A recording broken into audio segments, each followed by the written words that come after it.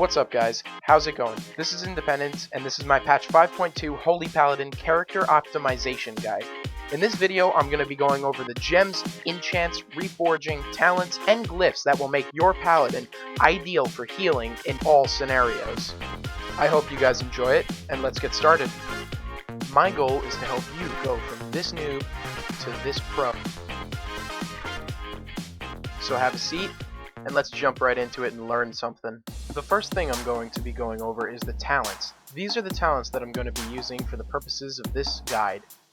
The first example of how Speed of Light is good is running away from Shadow Priests or Disc Priests. As you can see, this priest tried to hodge me. I ran away from him with Speed of Light and got a hodge off on him to prevent the fear. The next case in which Speed of Light is really good is transportation. You can run indoors with Speed of Light, which is a great perk. But say when it comes to the arena, line of sighting, if you need to line of sight a polymorph, you can run behind the pillar really fast with Speed of Light if you're far from it, thus avoiding the CC that was supposed to land on you. Repentance is a castable CC that all paladins have the option of picking. It's considered an incapacitate effect that DRs with Trap, Polymorph, Hex, and Sap. It lasts for 8 seconds without any diminishing returns active, has a 1.8 second cast time before haste, and it breaks upon taking any amount of damage. Sacred Shield is an instant cast shield that can be put on any ally. It's been reworked so that the effect that renews the shield is no longer dispellable. The absorb effect, however, is still dispellable. Each proc absorbs about 29,000 damage. As you can see, Ratslayer X is trank-shotting me. The absorb effect is being removed, however the renewing effect that actually renews the shield is not. This makes this an optimal choice over Eternal Flame. Clemency is a talent that gives the paladin 2 of each of the hand buffs. You get 2 freedoms, 2 bops, and 2 hand of sacks. This is good for keeping your teammates alive and offensive. As you can see, I freedom myself and get rid of the concussive shot that Ratslayer just put on me. This lets me get even closer. He trank shotted it, and now I'm webbed again. So I just freed him again, run up to him, and hodge him. If it wasn't for my clemency buff, I wouldn't have been able to get myself out of that web and run up to him and get the CC off. The same goes for your teammates, and the same can go for Hands of Sacrifice and bops. They're very important defensive cooldowns that can be used offensively as well. Divine Purpose is preferred over all the other choices due to the fact that the procs can proc off themselves. This talent does not have a cooldown.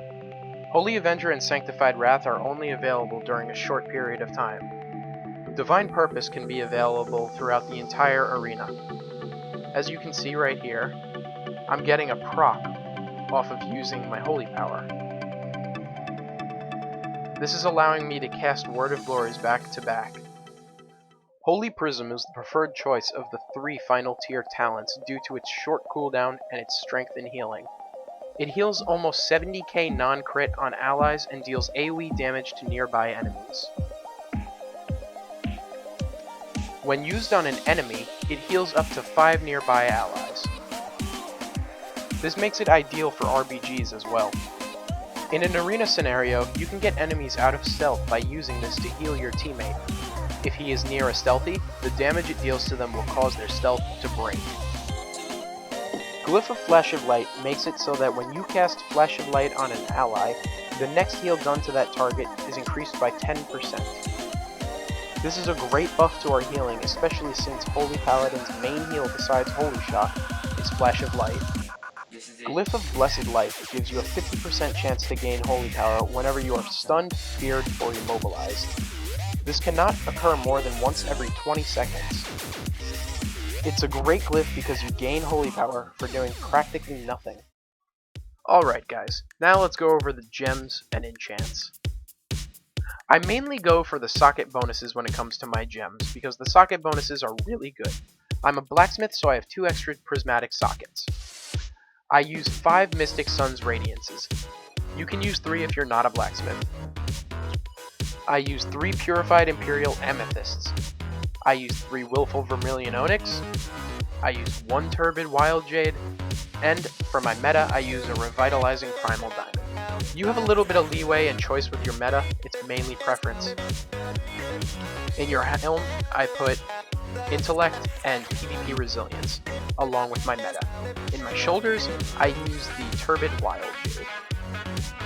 In my chest, I use a Mystic along with a Willful Vermilion. In my bracers, I use the Mystic. In my gloves, I use a Purified Imperial Amethyst and a Mystic Sun's Radiance.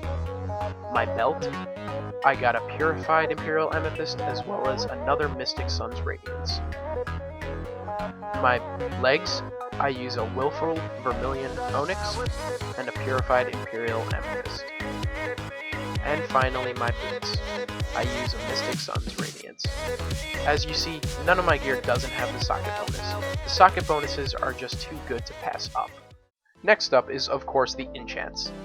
Now the enchants that I use for my shoulder are the Greater Crane Wing Inscription.